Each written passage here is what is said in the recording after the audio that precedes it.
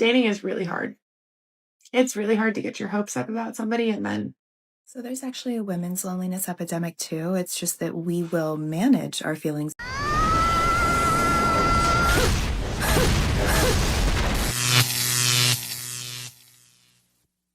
dating is really hard.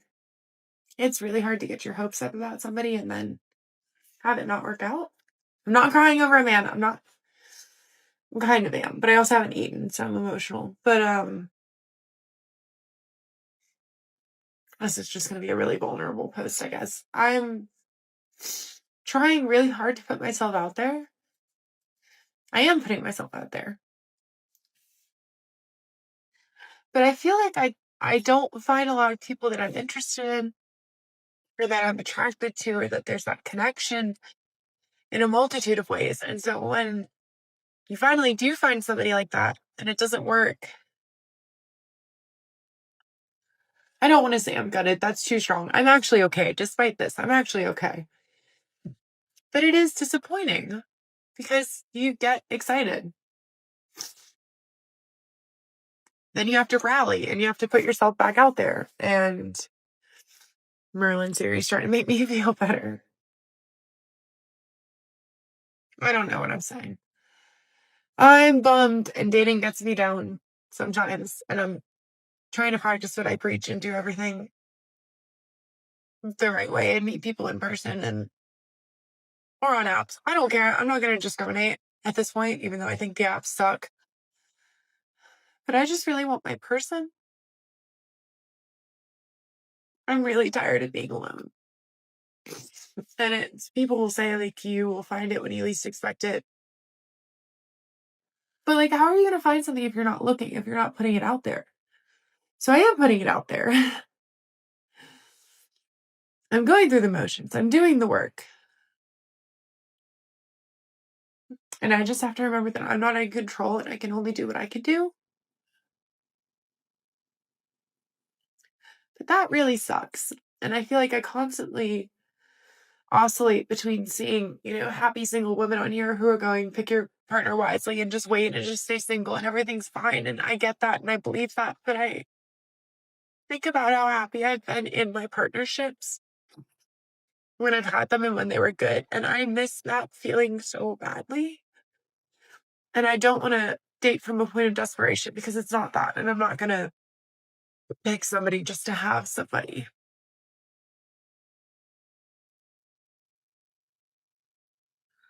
But I'm really tired. Oh, boo-hoo! Let me play a sad song for you on the world's smallest violin. There's a lot of talk about the male epidemic, but while the media and show business focus on pointing fingers and demonizing men, the uncomfortable truth is that today there are more single women than men, even though they insist on denying it. Many cling to the narrative that they're single by choice, but that's just an illusion they tell themselves to avoid facing reality. Human nature doesn't change. The body and the heart seek the touch of the opposite sex. And even the most empowered woman, like this one, ends up admitting she's tired of going out with her girlfriends, that she misses the warmth of a partner, the kisses and caresses of a man. It was feminists themselves who planted the seeds of this loneliness, teaching women to see marriage as a trap, to treat men as a nuisance, to destroy the male image until many men withdrew from the dating market. And more women are hitting the wall because the wall doesn't forgive. There's actually a women's loneliness epidemic too. It's just that we will manage our feelings of longing and hunger, and you guys won't. Do you think we like this? Do you think that all the single women in the world like the fact that we cannot find decent human men to spend our time with? Do you think we like that? Do you think we like going years without physical contact with the gender we're sexually attracted to? Do you think we like that? The thing that kills me the most is how many fucking phenomenal single women I know, absolutely wonderful, beautiful, successful human beings I know who happen to be women. I don't know any single men. I don't know any. None. That's fucked up. That's super fucked up. If there are this many of us, there should be this many of them, right? I wonder what they're doing. I wonder what they are. I wonder what they're up to right now. Oh, that's right. They're in my comment section telling me how I'm going to die alone with my cats. Like, that doesn't sound like fun. We're lonely too, bitch. We are lonely too. We're just better at it. We are so much better at handling our feelings of unrequited desire and longing than men choose to be. And yes, it's a choice. You can choose to be happily single. You can choose to find more community around you. You can choose productive ways to spend your time, or you can sit at home and yell at women you don't know in their comment sections. Up to you.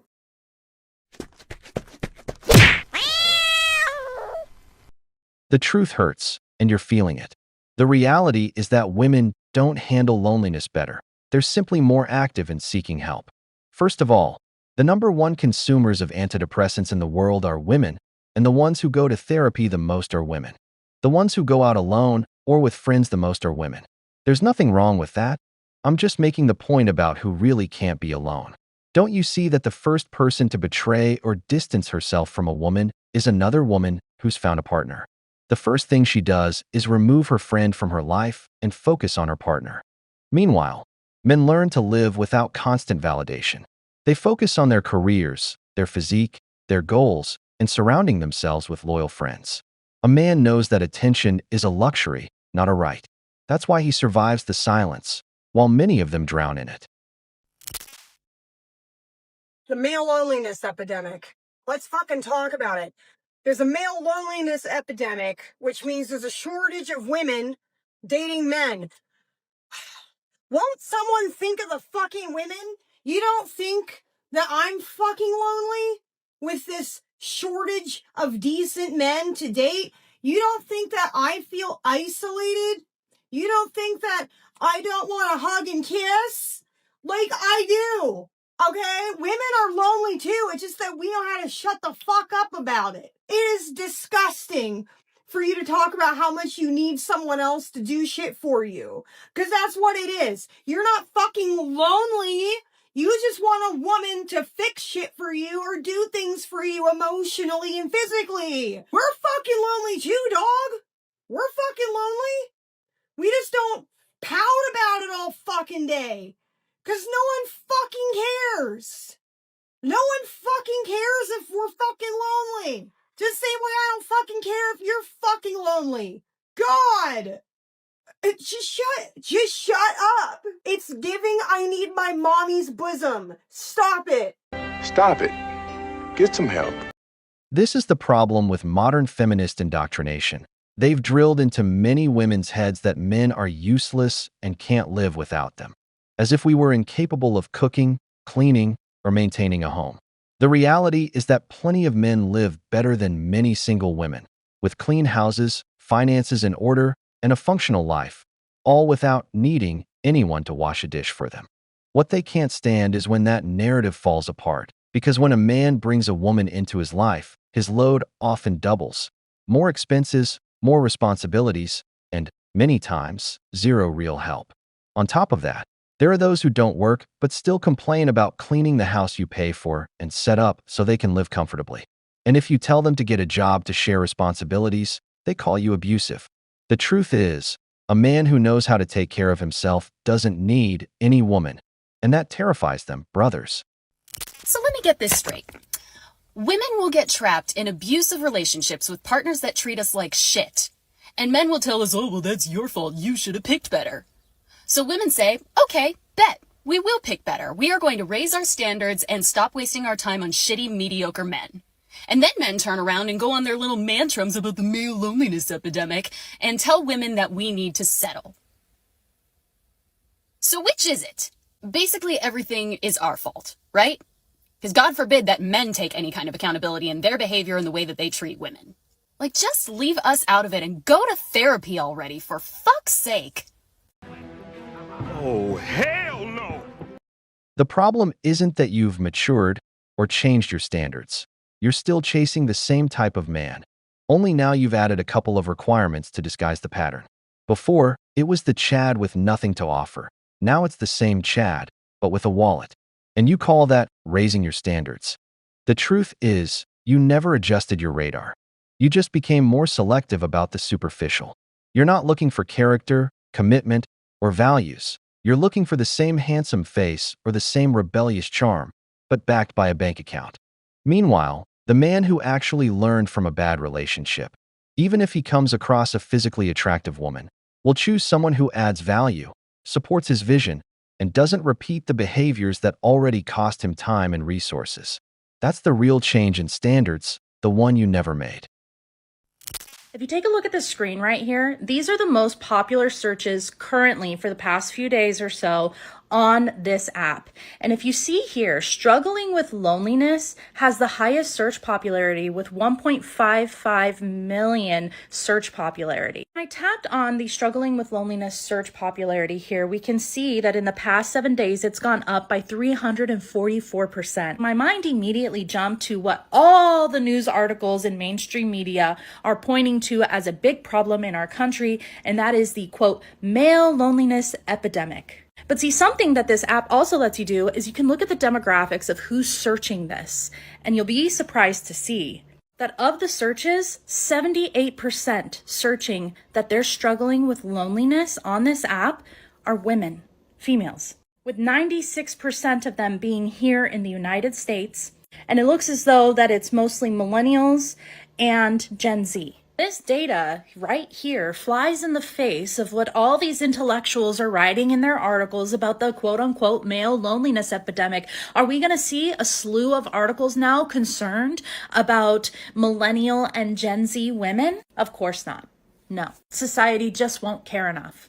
And to anyone who's feeling lonely, the first thing I would say to you is, do you understand your loneliness? Have you asked your loneliness why it's there? I know that sounds weird, but for me, I used to feel lonely even in a room full of people. And I became okay with my loneliness so much so that I started to wish that I was invisible. It didn't matter that I was a mom to a healthy, beautiful child because that didn't heal my loneliness. My loneliness was there regardless. Because for me personally, my loneliness was rooted in my lack of self-love and my lack of self-esteem. And so your loneliness may be rooted in something different than how mine was. And that's why I always say, figure out where your loneliness is rooted. There are over 6 million more women than men, and if we subtract trans men, gay men, already at 21%, something truly concerning, and those still in the closet, you easily end up with 7 million extra women. The problem isn't the statistic, it's what it means. Look at it by age group. From 25 to 35 are the ones still dreaming of starting a family. From 35 to 45 are the ones who've already crashed head-on into the wall and are now single or divorced. These are the same women who once looked down on the average man and now want to convince you that they don't need anyone, while devouring articles and videos selling them the lie that men have it worse. The truth is, a man doesn't lose sleep over being alone. He's busy with his career, his life, his peace. The one who can't stand loneliness is her, and that's why she needs the narrative that he's suffering too. But brother, don't get it twisted. She doesn't care about your life. She only cares that hers doesn't look so empty. Women. I looked within myself 5 years ago, and that's when I came to the conclusion that my loneliness, my discontentment was rooted in a lack of self-love and self-esteem. And that's when I decided once and for all, I was going on a self-love journey. And I didn't have anyone guiding me. I just said, I'm going to put one foot in front of the other, and I'm just going to do the next best thing I know how. And when all else fails, I'm going to tell myself everything will be okay. And I started out my self-love journey just by looking at myself in the mirror and telling myself, you're beautiful, you are worthy of love, you are a kind person, you're a good-hearted person. And at first, it felt so uncomfortable. I was clearly lying to myself in the mirror. It felt uncomfortable for about a month. But I kept at it, and eventually that discomfort that I felt when I would tell myself nice and kind things in the mirror, it went away. Within about 3 or 4 months, I noticed that the patterns in my brain, they shifted. The voices in my head, they weren't so mean anymore. If you struggle with that, I challenge you to just go into the mirror, and even when it feels like your skin is crawling, even when it feels so uncomfortable, like you're lying to yourself, I want you to gaslight yourself and look in the mirror and tell yourself, even if you don't believe it, you are beautiful, you are powerful, you are worth it. You are wonderful. You deserve love, and you deserve to love yourself. I was miserable for so long, and I completely transformed my life 5 years ago when I decided to finally choose to accept myself, to love myself, to befriend myself. And that loneliness, that's a part of my past.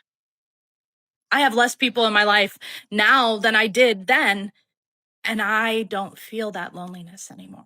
So if you were like me and your loneliness was rooted in a lack of self-love, in a lack of self-esteem, then comment down below, because this is something that I love to talk about, because when I tell you, I don't even recognize my life anymore. Self-love is fine, but what we have today is selfishness disguised as empowerment. Modern women have bought into the lie that serving a man is degrading, when in reality, it's about adding value to his life and earning his respect. In the past, it was understood that a home was built by two. Today, they're convinced that the right thing to do is put their energy into everything except their partner, and then they wonder why they end up alone. And the most absurd part is that while women are becoming more masculine and repeating the "I don't need a man" mantra, trans men are massively consuming traditional women's content to imitate that femininity, something many natural-born women have abandoned. Incredible, there are men trying to be more feminine than women themselves. And let's not forget who profits from all this. Corporations and pharmaceutical companies that thrive on single women dependent on consumption. Botox, egg freezing, unnecessary treatments, a multi-billion-dollar market fed by their loneliness. Meanwhile, they happily repeat the mantra that men are alone and it's their fault, without realizing the system prefers them this way, isolated, spending, and without a man who'll tell them the truth. I am recently divorced after 26 years of marriage, and I did like the bulk of the mental load for the household, like all the planning, all the vacations, all of that kind of stuff.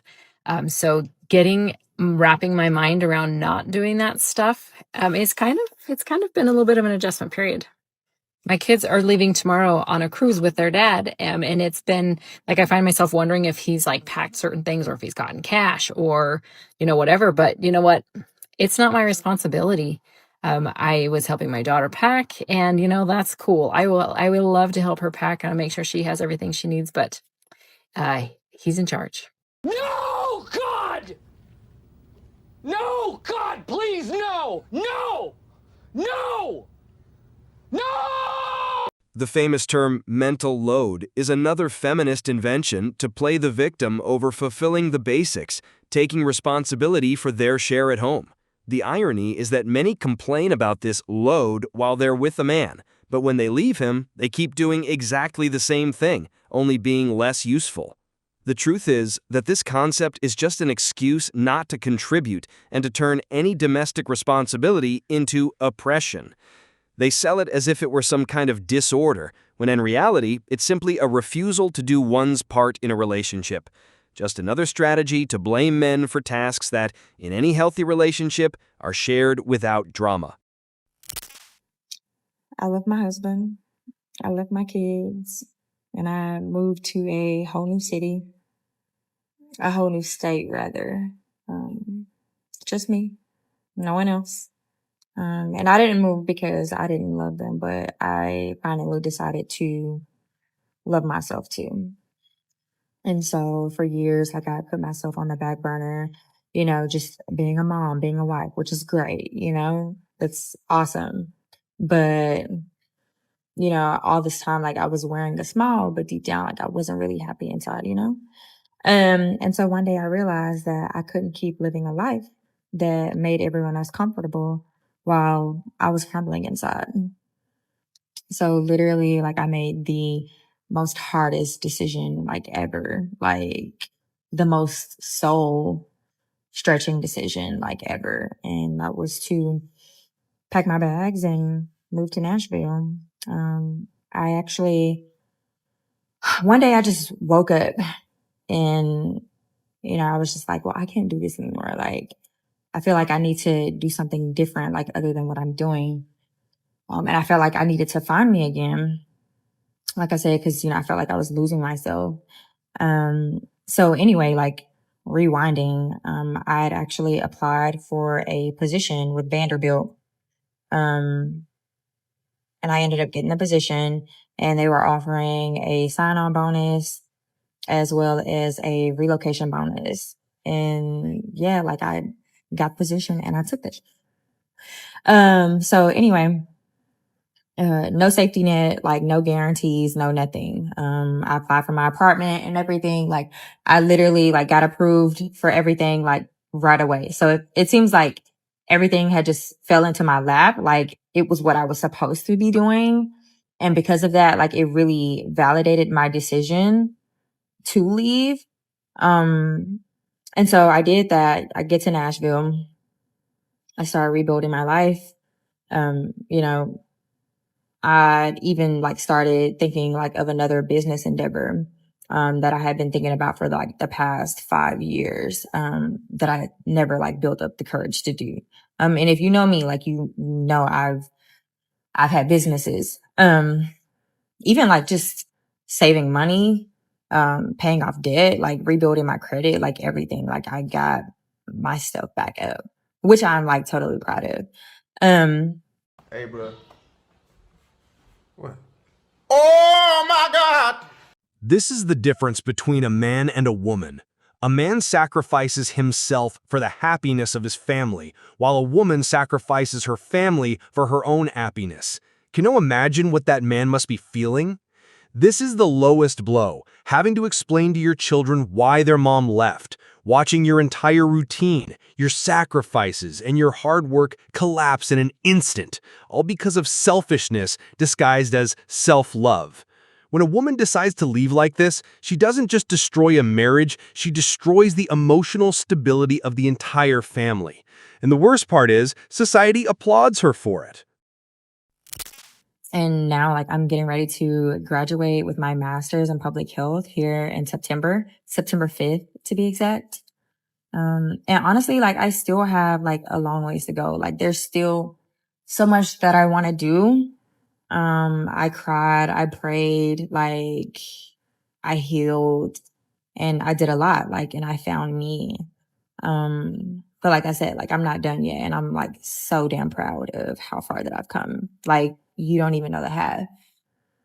And I contemplated about whether like I wanted to even share this, you know, cause yeah, like I've always like shared, you know, good news about, you know, certain things happening like in my life, but I've never just opened up and really just shared my truth to people. So this is new for me, and it's definitely like, you know, taking a leap of faith, because this is nothing that I, you know, ever really like imagined doing. But yeah, this is my story. And honestly, like this is for any woman who feels stuck or torn or like scared to choose herself. You're not a bad mom. You're not a bad wife for choosing you. It doesn't mean that you're abandoning love. It doesn't mean that you're abandoning your family. It just means that you're making space for the version of you that has been buried so long under obligation. And that's exactly what it was. Like, if you are in your breaking point area, like, girl, I totally see you. Like, I see you. But you just, if that is something that you're wanting to do, like, I would just say, pray about it. You know, for me, like, God is the head of my life. And I really sought him like never before, because I mean, God forbid I move to another state and then, you know, the worst happens, you know? But everything fell into place. And then, you know, even my husband and I, like our relationship got better. It started off like really rocky, but we got better, and, you know, we developed a deeper understanding of each other. And I feel like things are better than ever because I know who I am now, like even more so. Because when we got married, I was a 22-year-old girl. I had a 5-month-old baby, and I didn't know nothing about being grown. And I was just going along with him, just following his lead, you know? Um, and because of that, I really didn't know who I was. Like you said, like I said, like I was just going along, you know, just following my man. You know, he was older, and You know, he had the life and everything, but I had to find like what works for me. And I'm so glad that I did, because yeah, it was literally like the best thing I ever could have done for myself, because yeah. Oh, hell no! Me. That's all she'll say. I don't know if women just don't know how to find a purpose. A man is the only one who seeks a life purpose in what he does, but a woman feels the need to destroy what she has to start over with something else. It's always the same pattern: a stable home, a husband who provides, healthy children, loyal friends, and still they say, "I'm not happy." They abandon everything for a mirage of freedom, only to later realize they already had it all and threw it away because they didn't value it. This man, who accepted that, either loves her very much or is a simp, because a woman who leaves my home for 3 months to another state to live her life is clearly no longer my woman. Men really need to wake up and stop accepting this kind of abuse. The passive aggression wrapped in prayer hands. What? First off, I'm so glad that I don't feel the need to explain myself to anyone, because I'm just gonna say that. But anyway, if you're curious to know more about my story, just ask and I will gladly tell you. And for the record, I've actually been home for like the past couple of weeks. And even before then, I was still very much active in my kids' life. Like literally, I was coming up here to Hot Springs every weekend. They were coming to Nashville. We were rotating back and forth. Like, you know, some weeks I'd come every weekend. Some weeks I'd come every other week because they were coming to Nashville. Like, it varied, like, whatever. But, yeah.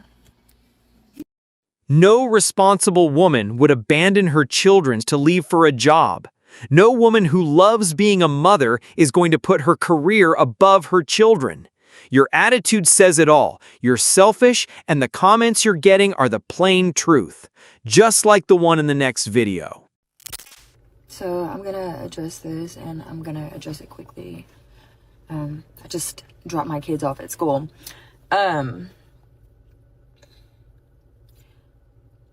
I shared the information that I shared because I wanted to be open and transparent to women who are following me. And I also, honestly, like, I did it for my own self. Like, I did it for my own personal freedom. I'm not even gonna lie. Like, at first, like, I was ashamed that I felt like I needed to move away for a bit and, you know, be on my own. And it was never like anything permanent, you know? So yeah, like, I sacrificed 3 months to get myself together, like, mentally and emotionally, the way that I felt like that I needed to, even financially. Because like I said, like, a few times in the comments, I went there for 3 months. I cleared my debt, like, stacked my money, and I came back home. Like I said, like, in my previous post, like, I've been home for about 2 weeks now. And I know, like, I don't have to explain anything to anybody, but this message alone has helped so many women. And I know because I received countless messages from other women, like, telling me how brave I am and how courageous, and, you know, how they've always thought about doing the same thing, but they never had the support or never even had the courage. But fortunately, I have both. So yeah, you don't know, like, none of y'all know the particulars of my life. Y'all don't know my family dynamics. You don't know anything about me. So if this post was not for you, like, just continue strolling. Stop fucking projecting. Just stop it. Like, you guys are so mean. Like, how are you comfortable, like, degrading someone on social media that you don't even know? Like, yes, and I made the obvious choice to make this post. And like I said, like, I knew I was gonna receive criticism, but damn, like, y'all dragging, like, y'all dragging me, like, real hard. But that's cool. Like I said, because the positivity, like, definitely, like, way outweighs the negativity that I received. And I know I've helped so many women with this post, and that's all that fucking matters. And like I said, again, like, I didn't make this post to offer advice to someone or to people, like, to leave their families. Like, I'm all for family staying together. Like, if you can make your family work, like, stay together.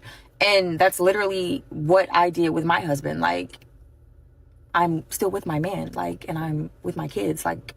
But anyway, I feel like this is, like, totally redundant. But yeah, I mean, yeah, fuck y'all. Stop it. Get some help. I'd love it if the husband told her that he needs to find his own happiness and left her with the kids while he went to another state for 3 months for work and to pursue personal goals. Let's see if she would wait for him. I bet she wouldn't even accept a week. Because she paints it all as a journey of self-improvement, finding her happiness, needing a break, the mental load. In the end, just a bunch of excuses to go do whatever she wants for a few months without anyone bothering her. But then she comes back with the story that she reconnected with the universe and with God, and now she finally has the energy. But as the saying goes, it takes two to tango. If a man allows his woman to leave her home for months to another state on her own, then the problem isn't her, it's you. Women. I don't know who needs to hear this right now, but if you just dropped your babies off at your ex's house and you have to do this whole co-parenting song and dance and you're driving away and it literally feels like you can't breathe and every stop sign is taking 155 years and you just can't even understand, like, or fathom, how the fuck is this my reality? How is it my reality that I birthed these kids? It doesn't have to just be a mom, it could be a dad too. And it's like this gut-wrenching feeling like you've left something important behind and you just want to turn back and go get them. Like, I just don't even understand. Every single time that this happens to me, I just go into this freaking tizzy and I'm like, this can't be real life. And my mind goes back into everything and how everything has played out. And how did I get to this point? How am I living a life right now where I made these beautiful children and they're not even freaking with me? Does anyone else go through this? Honestly, you can't even call anybody about it because what do they say? My own lawyer said to me, hey, don't get your panties in a bunch about it. Just think, now you get to go and be the fun parent. Excuse me? The fuck I do? I'm sorry, sir. I don't want any fucking free time. I don't want to go home and sit there without my kids beside. I have the silence of my house just, like, surrounding my whole brain. Like, that is not fun for me. I brought these babies into the world because I wanted to love, adore, and cherish them. And now here the fuck I am, alone and driving away. It's not okay. And it blows my mind that this is like a normal thing that we're all just supposed to be okay about. Like, who the fuck are the court systems when they don't have a great time? Like, now you have the weekend off. I don't want the weekend off. They are my life. They are my heart. They are my soul. And I want them with me all the time. I know now I'm just supposed to think positive and get all the things done that I couldn't do with them around me. And all this shit. Okay. Yeah, there are positives to it, but I don't need to hear that. If you're out there feeling this way and you just dropped off your baby somewhere to their dad's house or their mom's house or whatever, and you just feel lost and broken every freaking time that you're not alone. And, like, check in here. Comment here, post here, do whatever you got to do in here so that we can all band together and at least be there for each other when we're feeling like this. Because there's no reason that we have to be going through this alone. I know there's other people dealing with this every single time you drop off your kids. It's almost like getting that ding text, the court-ordered texting app that just, like, sets you back. No matter what, you just feel it in your gut as soon as you hear that sound. It's the same shit. And we're all going through it. Let's talk about it. Let's get through it. Let's help each other because I'm so sick of this. And it's not okay. Oh, boo-hoo! Let me play a sad song for you on the world's smallest violin. Welcome to the male reality. You complain about missing 2 days a week while a man loses 5, and that's if the mother doesn't dedicate herself to blocking his visits. Many fathers don't even get to see their kids during the time the law grants them because the mother finds ways to put up obstacles. Imagine going from being the pillar of a family, sharing every day with your children, to being alone in an empty apartment. The man has barely 48 hours, which are spent feeding them, watching them sleep, and returning them the next day. That's why, before complaining about your sacrifices, Understand that the real sacrifice is lived by the father who's robbed of the day-to-day with his children. Conservative men tend to be a little more traditional, maybe a little bit more chivalrous. They shoot, they lift, they have values. Now, I know I'm generalizing here, but follow me. Liberal men, on the other hand, can be a little more feminine. And that can be a turnoff for women. Liberal women want a manly man and a liberal man. But they're realizing that combo, hard to come by. As a liberal woman, it is really hard to find a man who is willing to play the more traditional masculine role in the relationship in today's day and age, who is not a conservative. A man who wants to pay on the first date, who wants to open your door, who has that want and desire to take care of you and to provide, who is not a conservative. So I don't really know what to do because I don't want to compromise my morals and values just to find a man.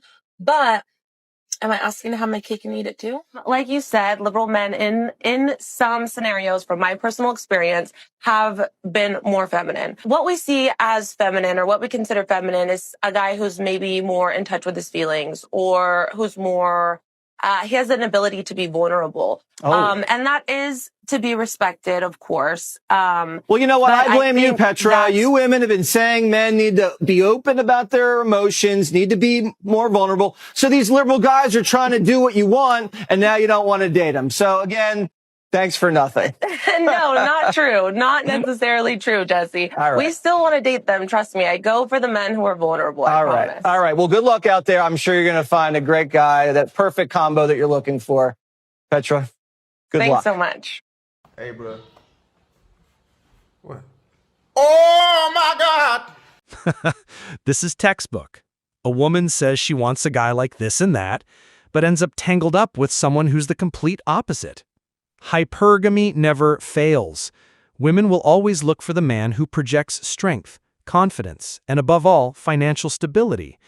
And the more alpha and self-assured he is, the more attractive they find him, even if he contradicts everything they claim to want. I'm not into politics. I think every party offers some good things. But the reality is that women feel more affinity with Democrats because they receive more benefits. On the other hand, many men, mostly gay men, are Democrats, and a lot of somewhat effeminate men tend to lean that way too. That emotional type of man doesn't appeal to most women. That's why, if you go by what a woman says she wants in order to win her over, you won't get a single one. Women. Good thing most women don't want to date Trump voters. Men who love Donald Trump struggle on the dating. Oh, 100%. If we see a man who says he's conservative, it is an automatic swipe left. It does not matter what he looks like. And me personally, at this point, if I see a man listed as moderate as well, it's usually a swipe left too. Because we all know what that usually means now. I think the fact that conservative men absolutely refuse to listen to women when we try to explain to them why we don't want to date conservative men, and then they choose to proceed to be conservative, and then immediately complain that they're confused as to why women don't want to date them, and they don't know why, is an ironic perfect embodiment of like the lack of critical thinking and self-awareness. You know, like the ability to step outside of your own experience and listen to others, that the Conservative Party embodies as a whole, making a lot of women like me not want to date them. And a lot of this is trending in the news right now because the Conservative Party is about to launch their new dating app called The Right Stuff, in which I'm willing to bet every penny that I've ever made that the usership of this app is going to be about 90% men and 10% women with Lynn as the second part of their name.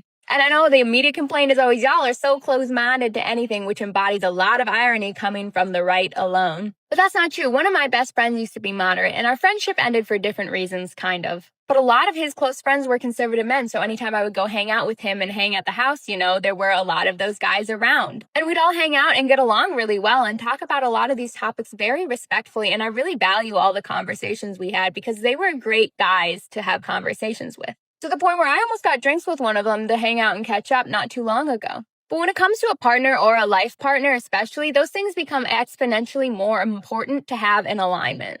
At the end of the day, if you're someone who's voting against my rights and my family members' rights, that means that you don't think that we deserve to have the same rights as you. And I would never date someone who doesn't see me and my family members as equals. That's also why I never called those guys directly really my friends. But I constantly heard them making the same complaints because when we would hang out, right, we would like pass our dating apps back and forth and compare with everybody. And they were always so confused because they were like, how do you get so many matches? And we're lucky to get like 5 in a week. And I was like, yeah, you're all really good looking. And I don't really see this from my other guy friends. Like they get a decent amount of matches here and there. But my other guy friends lean towards the left end of things. So I hate to say it, but your dating pool is going to be significantly more limited, and if Tammy, Lynn, and Ashley aren't your type, I don't know what to tell you. You're probably not going to get a ton of matches. Cocaine is a hell of a drug.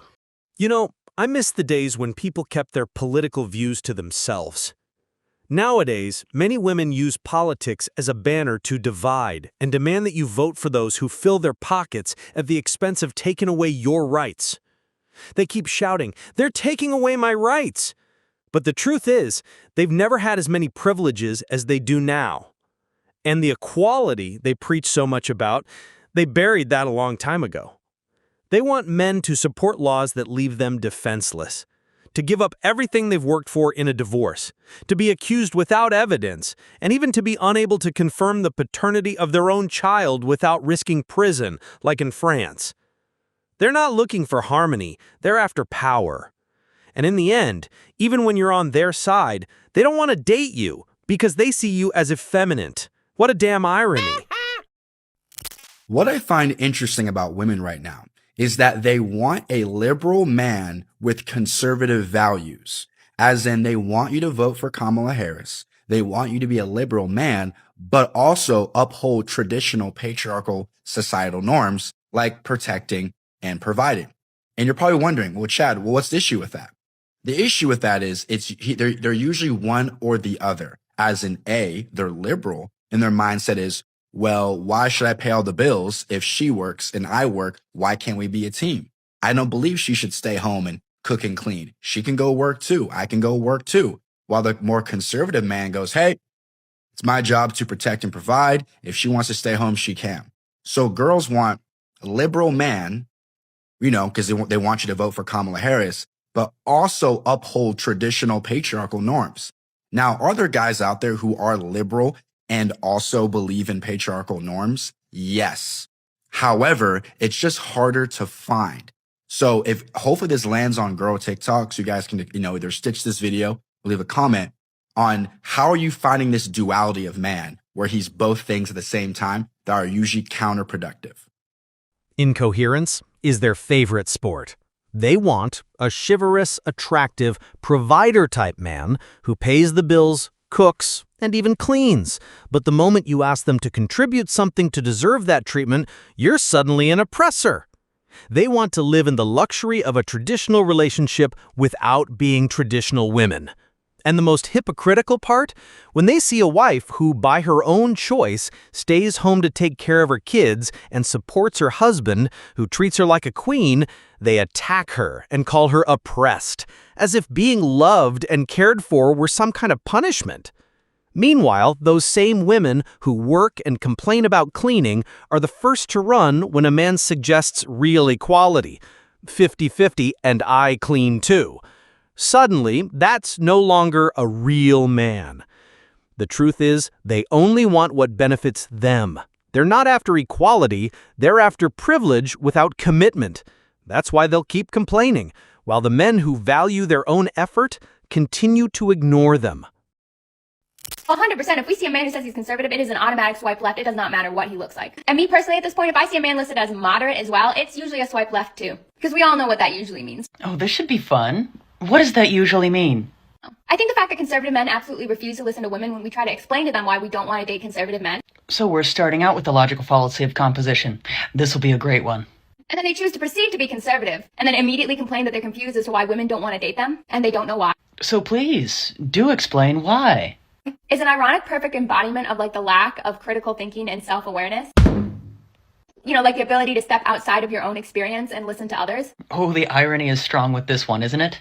But the Conservative Party embodies as a whole, making a lot of women like me not want to date them. Still waiting as to why. My best friend used to be moderate, and our friendship ended for different reasons, kind of. But a lot of his close friends were conservative men. If at some time one could actually get around to making a point, that would be fantastic.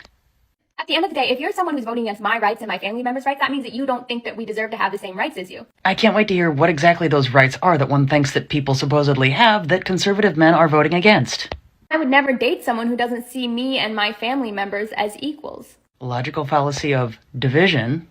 They were always so confused because they were like, how do you get so many matches? And we're lucky to get like 5 in a week. And I was like, yeah, you're all really good looking. And I don't really see this from my other guy friends. Like, they get a decent amount of matches here and there. But my other guy friends lean towards the left end of things. So I hate to say it, but your dating pool is going to be significantly more limited. And if Tammy, Lynn, and Ashley aren't your type, I don't know what to tell you. You're probably not going to get a ton of matches. Well, happily, most conservative men that I know value quality over quantity.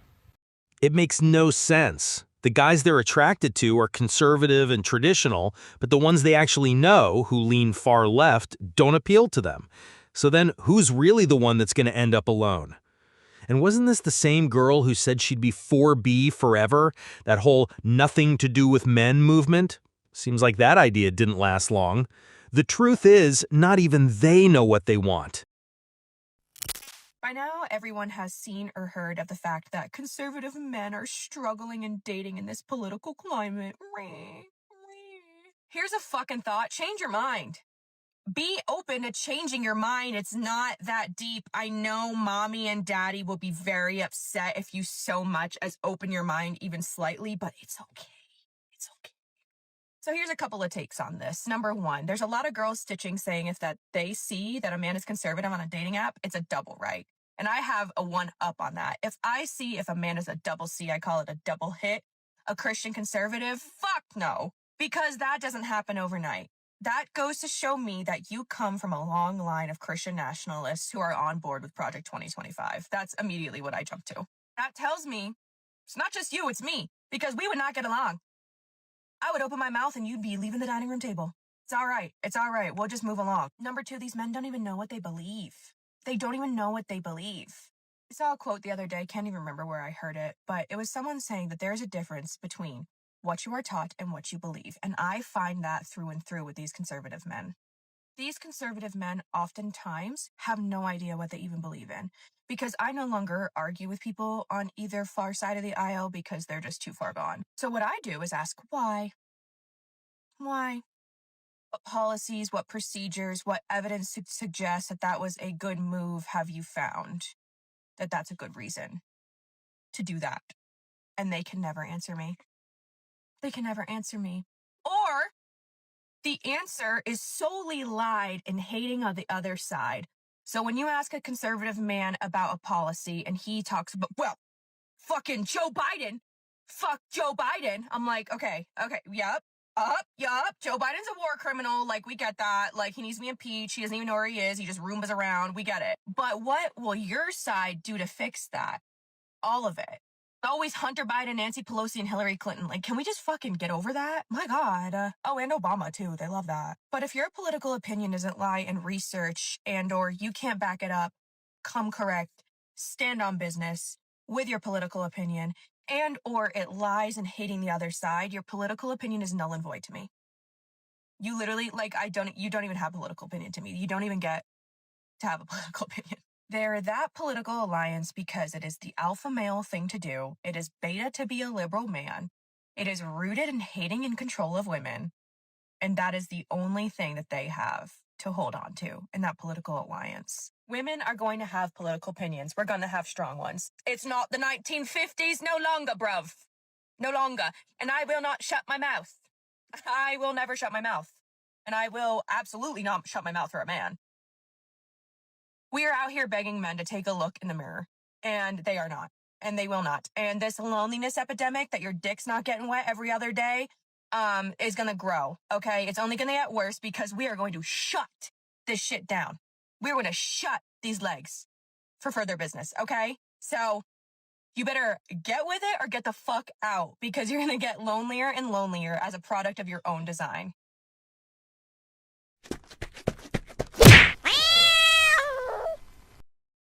Now they don't even say they're going 4B anymore. Nobody cares about your politics. In the West, society has gotten so comfortable that people have too much time to waste thinking about useless stuff, and then you see them drowning in debt because they never learned what really matters. Personally, the only thing I care about in politics is whether the country creates the right conditions for me to make money. Because I live off the sweat of my own brow. If I stop working, I go hungry. It's that simple. But of course, they want men to jump on board with all their trendy social causes, which are nothing more than passing fads to fit in with their group. And they still have the nerve to talk about a male loneliness epidemic when there are actually millions more women than men. What's really happening is that in the end, they throw themselves at whatever Chad is around, proving they don't even take those cardboard feminist movements, like the so-called 4B, seriously. They dropped it faster than they promoted it. Have y'all noticed how Devin from Love is Blind and Trump supporting men will sometimes pursue Democratic or more liberal women? I think a big part of that comes down to values, but specifically finances. And I took some notes so that I don't forget all of the points that I'm trying to make. And today has been a really difficult day for my ADHD. So follow me, okay?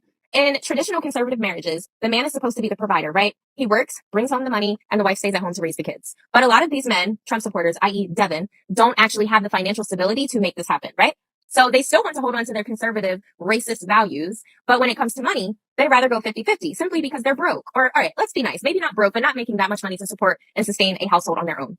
And who's more likely to go 50-50? Liberal women. Now, I'm a liberal. Don't get offended. We are more likely to go 50-50 because statistically speaking, we are more educated. We have solid careers and we are more open to splitting finances because we like to work or we like our career, you know? So men like Devin will go after someone like Virginia because it makes life easier for him. And in that sense, he gets to keep his conservative identity without carrying the full financial burden. They want the respect of a traditional man, but the benefits of a modern partnership, okay? And I forget the other girl's name, but her situation, this also applies to her situation. She was an oncology nurse. So we know nursing school is extremely difficult, right? So we already know she's educated. An oncology nurse, I'm sure that's not like an easy profession to attain, right? So she more than likely is making enough money to be able to go 50-50, and not be a stay-at-home mom. So her situation also applies. The only thing that annoyed me with that guy, and I don't know the guy's name because to me, all the guys this season looked alike, but the guy that she was engaged to, he was very nonchalant about a lot of things. And I love this season so much because you really get to see how these dynamics played out. A lot of Trump supporters really lack the ability to think critically. They lack the intelligence to initiate and hold conversations at a higher level of intellect, right? And you could see that with Devin and this other guy because like the girls would ask them questions and they would just kind of be like, yeah, right. Okay. Well, I mean, it doesn't matter to me because I yeah, that's cool. I vote with my faith. Okay. You're racist. Just say that. Stop it. Get some help. With these people, everything always ends in the same old tune: racism. If you're a black or Latino man and you vote for Trump, they instantly throw you into the same category. And yes, it's true that maintaining a household isn't easy, and that nowadays many women study and earn good money. But that's not exclusive to one party. There are also Republican women with careers and solid incomes. What they don't say is that many of the same women who criticize traditional men would have no problem leaving their jobs if a man gave them the lifestyle they want. But when a man expects reciprocity for her to contribute, take care of the home, support the family, then suddenly it's oppression. The reality is that work and the economy don't care about political parties. Nowadays, even families with 2 or 3 jobs are barely getting by. So pushing the idea that your politics define what kind of partner you are is nothing but propaganda. In the end, what really matters isn't whether you're left or right. It's whether you can build and sustain a home without living off someone else. Men make more false allegations than women. Well, if nothing else, this should be interesting. I see men on this app constantly making false allegations of sexual violence to push a point. Let's be very clear here. They are actually stating that men who are making accusations of assault are making it up. And I've never seen a woman do that. Men also will say that they've been falsely accused of SA when in reality, they didn't. So when it comes to men and SA, they are automatically guilty. There's no innocent until proven guilty. But if a man says something about a woman doing it, they're lying. And we know that the majority of the time when a woman says something happened to them, it's true. When it comes to SA, men love to lie and say that they didn't do it and blame the actions solely on the woman, when in reality, you did it, and you are right now making a false accusation against the woman, stating that she falsely accused you. Circular logic is always the most fun to try to follow, isn't it?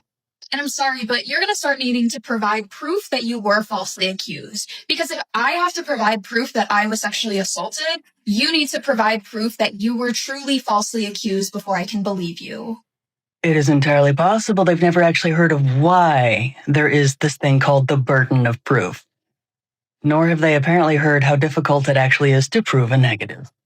Cocaine is a hell of a drug. It's incredible how we've reached the point where a woman's word can destroy a man's life in minutes, without evidence and without consequences for the one who lies. In this country, a single accusation is enough for a man to end up in handcuffs, bearing the public humiliation and the financial ruin of paying lawyers, even if he's innocent.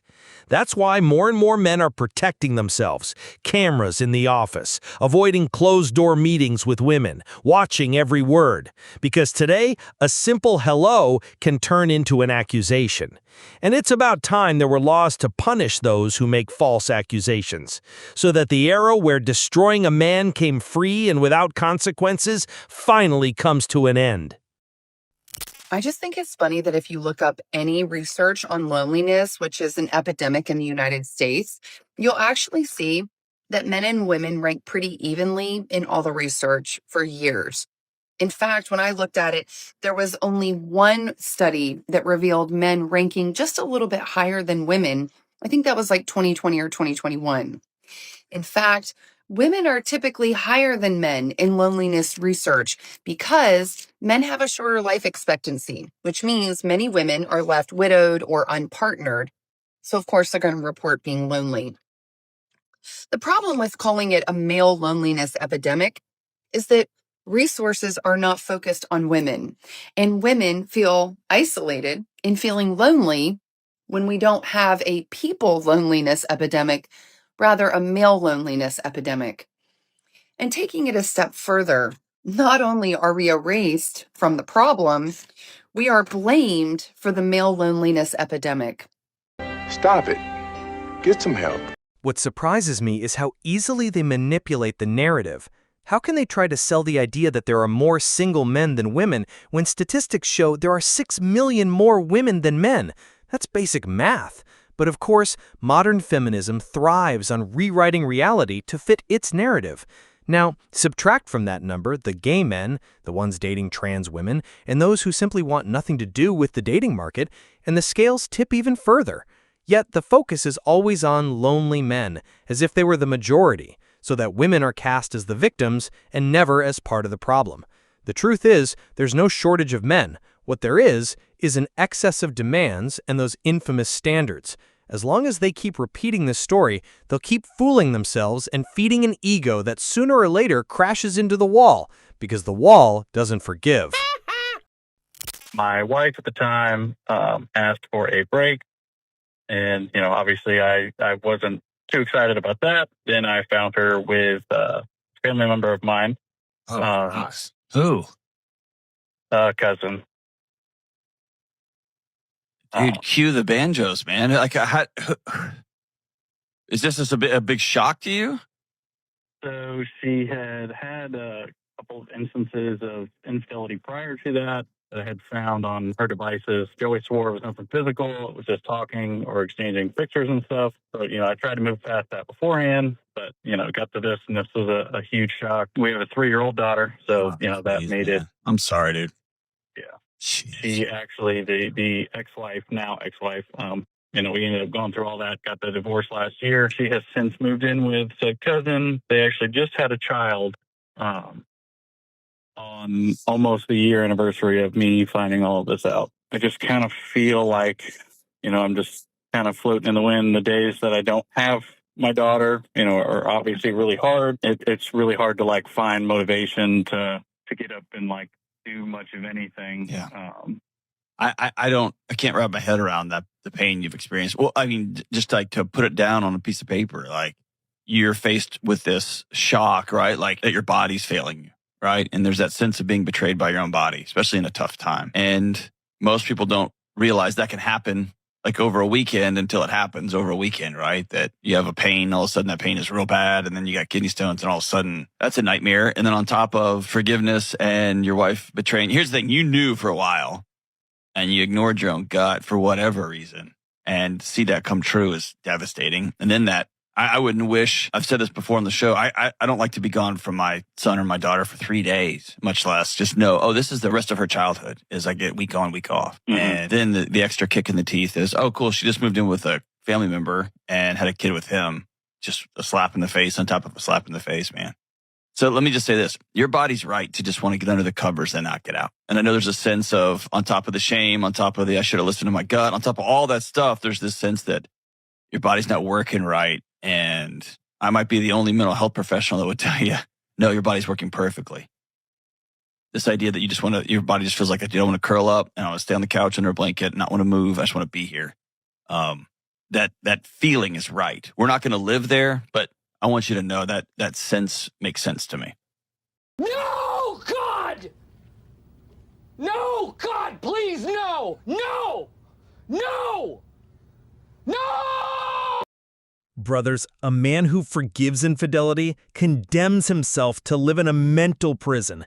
No matter how beautiful the woman is, that wound never heals. Every time she goes out, your mind will be a battlefield full of suspicion and anxiety. It's not worth it. And here's the lowest blow. It wasn't a stranger. It was a family member. That's proof that the deepest stabs don't come from the enemy, but from those sitting at your table. That's why I never lower my guard with my partner around anyone, not even my own flesh and blood. This man now has two paths: drown in resentment until it consumes his life, or use that betrayal as fuel to rise stronger than ever. The sweetest revenge isn't a scream of rage. It's living so well that every time she sees you, she twists in regret for losing a man she will never find again. Women. I'm so tired of hearing about the male loneliness epidemic, so let's talk about the female loneliness epidemic, because we're experiencing one too. The one where men treat you like you're some fantasy object, and the moment they realize you're an actual human being with thoughts, feelings, and emotions, they're gone. Or when they want you for your body, but never have any intention of actually getting to know it or respecting it. Or when they want you for your emotional intelligence, even though they have no intention of ever reciprocating it. Or when they want you for what you can do for them, but they don't want you for who you are. That's loneliness. Crying yourself to sleep every night next to a partner who claims to love you, even though his actions never follow his words, that's loneliness. Being too afraid to open yourself up to love and opening yourself up to men because we live in a world where SA, domestic violence, and femicide is so normalized, that's loneliness. The difference is that the male loneliness epidemic is self-inflicted and the female loneliness epidemic is self-preservation. If you need to make up a story to justify your uselessness, go ahead, but don't expect everyone to believe it. Living on excuses and blaming others is the fastest way to stay stuck. Someone who lives under the circumstances of others doesn't live. They merely survive. If you were never a real victim of abuse, if no one abandoned you after sleeping with you, if your tragedies are more imaginary than real, then you have the responsibility to change the kind of men you choose. What you don't have is the right to blame the entire male gender for your bad decisions. No one here is at fault for you choosing to repeat the same story with the same type of man and then selling yourself as a victim. And even less so for you protecting yourself from problems that never happened to you, but which you use as a banner to justify your loneliness. Protecting yourself only makes sense if what happens to you is like what you'll see in the next video. My wife and I have been married about 3.5 years. 2 years in on the dot. It happened actually the night before our 2-year anniversary. My wife had a little bit of a break, that's to put it lightly, and she ended up having an affair.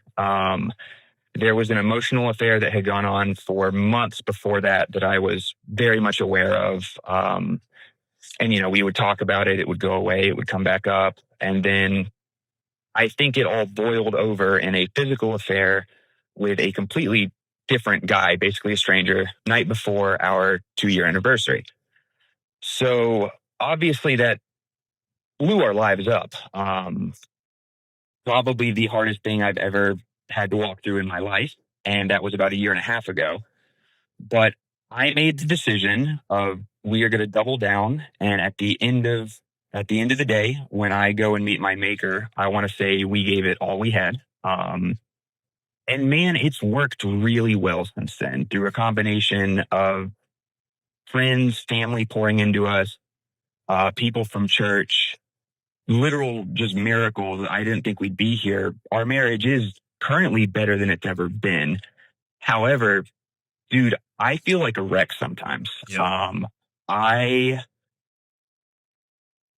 just tired. And I think I'm struggling with a lot of trust things that I know in my head I can go a little bit easier, but I just feel like I'm really stepping in and trying to control everything.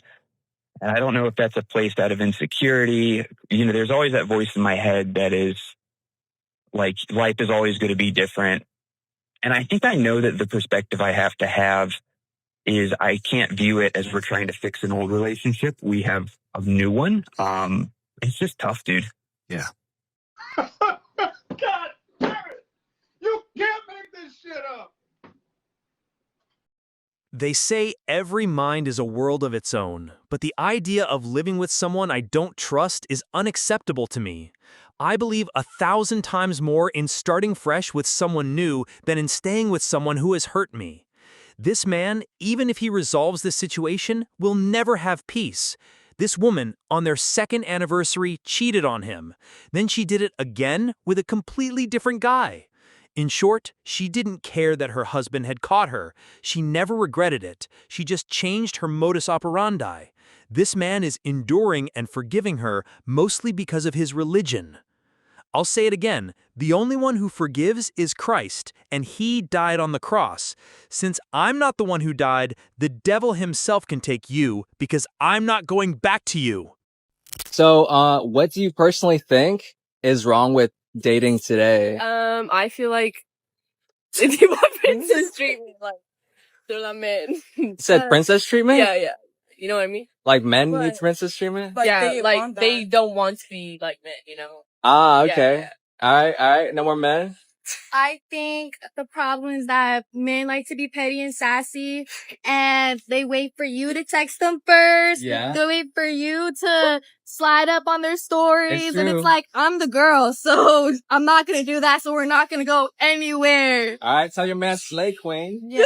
All right, what do you think? I think that social media just sets super unrealistic standards for relationships, and like it just it puts everything up. So yeah, men suck.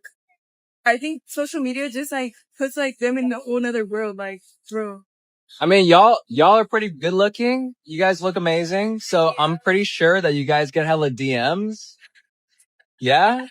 I can't say because I can't say. Can't say, huh? Okay. And one last question for you guys. Why don't men chase anymore? Because they're girls. They want to be girls. Because men think they're the prize now. I don't know. Okay. Yeah, I agree. Right? I agree Or no? with both. Yeah, they think they're all that. They're not. What's your names? Alani, Naomi, Ruby. Okay. And where are y'all from? We're from like the IE. Yeah. Okay. Just stop being bitches. Yeah. Be a man, Be a man. for them. All right. Thanks, ladies. Thank you. Bye-bye. Wait, where can we find you?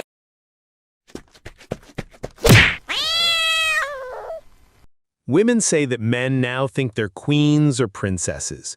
Or maybe men just don't want to spend their money on a woman who isn't worth it. The logic behind this is that all women see themselves as good women who deserve traditional treatment from a man, when they themselves are not traditional. You want me to open the door for you, buy you things, be a gentleman, but the moment I tell you to stop showing yourself half-naked on social media, I'm controlling. You want me to spend money on you when you're not even my wife. With today's mentality of always chasing the bag, there will always be men you'll call princesses. Because if you want to be treated like a queen, you first have to qualify with the king. Drizzle drizzle. We've reached the end of the video, but before we go, the questions are for you. What do you think about the woman who cheated on her husband with his cousin? Have you ever seen a woman say to you, "Queen, you dropped your crown"? If you enjoyed the video, make sure to give it a thumbs up, subscribe to the channel, and hit the notification bell. Your support means the world to us and motivates us to create more content. Stay tuned for the next exciting video from The Wall.